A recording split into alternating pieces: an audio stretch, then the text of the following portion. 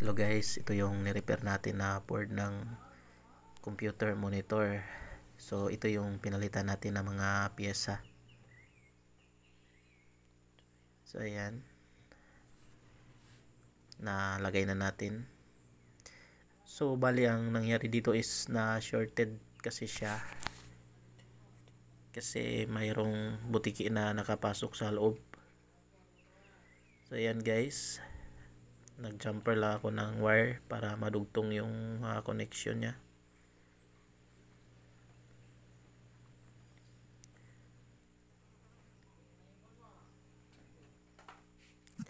So ibabalik na natin siya guys, then yes, assemble natin yung monitor.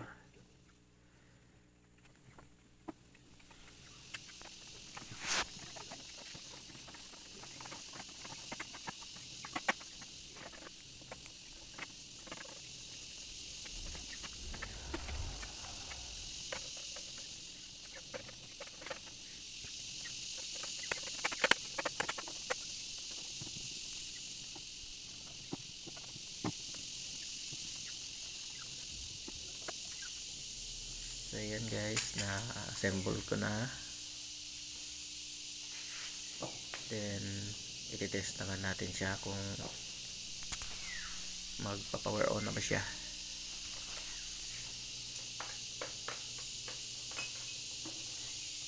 So saksak natin yung power supply niya.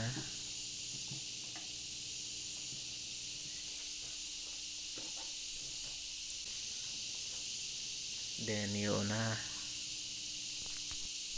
So ayan guys, okay na siya.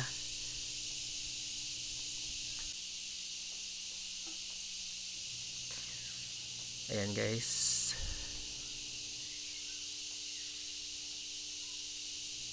So dito na lang magtatapos tong video na to. Then salamat sa panonood and God bless.